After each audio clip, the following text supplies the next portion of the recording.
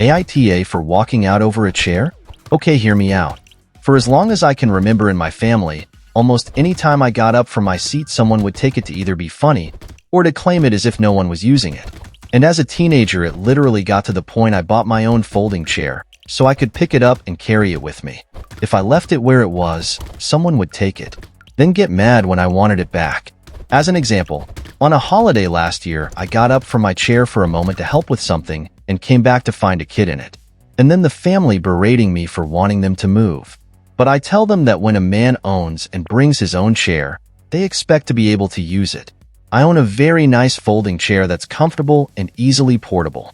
And I pretty much bring it to any family events because people are always scrambling for chairs. Well, the other day, I went to a birthday party for my nephew. And like always, I brought my own chair. But at some point, I had to use the bathroom. When I came back, my chair was gone. And everyone acted like they didn't know where it was.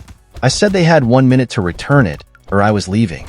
They laughed at first, but then realized I was serious as I started going for the door.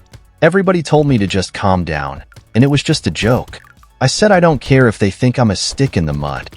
I wouldn't be bringing my own chair all the time if other people weren't always taking my seat when I get up. I don't think it's funny. I never did. My brother-in-law then pulled the chair out of where he'd hidden it, and when I got it back, one of the legs was bent. I said it was not like this before, and how could he possibly have done this to a metal chair? He said he could fix it and try to unbend it, but only made it worse. The chair is pretty much unusable now because the leg is warped and I don't want to risk putting weight on it. I told my brother-in-law he owes me $50 for the chair because that's what I paid for it new 2 years ago. He got mad and kept saying it was just a stupid chair. I said it was my stupid chair, and this wouldn't have happened if he wasn't so immature that he and everyone else had to mess with me for years about where I sit. Then I took my now messed up chair and walked out. My family has been blowing my phone up saying that it's just a chair and to let it go, but I still want my brother to pay me back for it. AITA? Last night, I sent a mass text out to my family that I will not be going to any family function no matter how important it is until they make this right by promising not to screw with me anymore and repay me for the chair. They've mostly gone quiet now, but I can wait. I've got all the time in the world for them to realize I'm serious. Update. I wasn't gonna come back here again. To be honest, I'd completely forgotten I made this account. I only got back in because I'd written down the password and left it in my desk.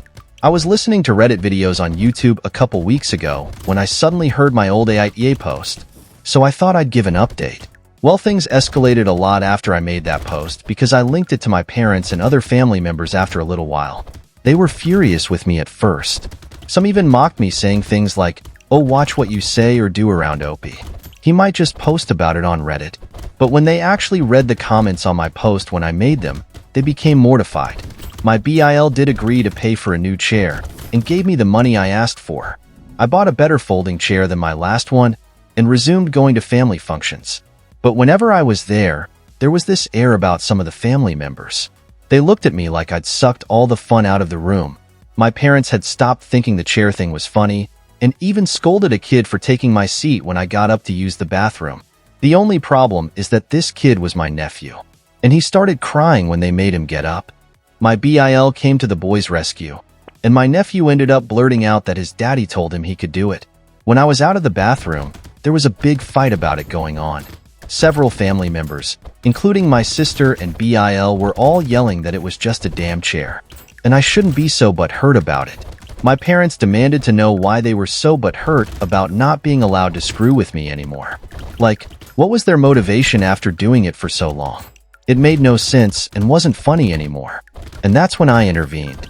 I told them none of this crap would have ever happened if they hadn't been so intent on messing with me when there really was no point to it. And I only started bringing my own chair because I could never find a stable place to sit. And if they still thought they were in the right about the situation, then they were just bullies, plain and simple. And what kind of example is that to be setting for their son? My BIL raged, grabbed my new chair, and hurled it through the living room bay window. There was a bit of a pause before he realized what he'd just done. Then he took off in his car and left my sister and nephew there. My parents got my sister to call him, and over the phone they threatened to go to police if he didn't pay for the damages. BIL yelled a few F-bombs until my sister took the phone back, and she said that he can either make things right or she'll divorce him. Well, that did the trick, because he came back looking like a kicked puppy with his head hanging low. He apologized to me and my parents without even looking at us, said he'd pay for the new bay window, and left again.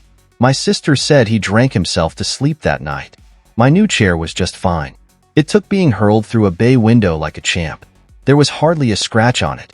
My brother hired a window company to come and replace the window, and they had to measure and order a new one before it could be installed.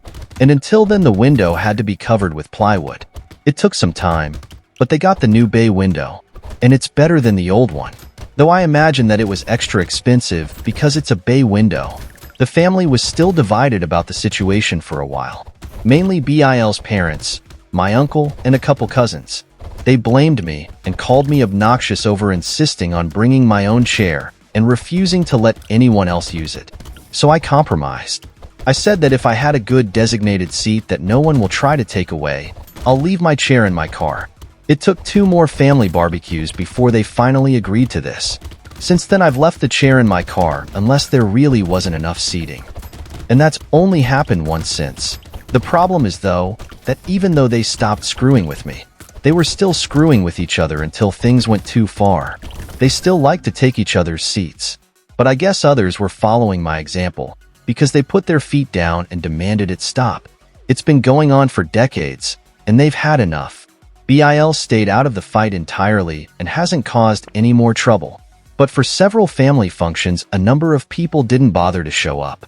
My mother was broken up about it because she loves hosting parties. It took months, but everything more or less normalized again. But without the chair thing going on, some have resorted to other stupid pranks, like a little device you hook to a chair that makes farts. They didn't do this to my seat, but did it to a cousin, and said cousin got really petty at the next party and let out real farts. He said he ate a whole pack of fiber bars and had eggs for breakfast. And it was damn nasty.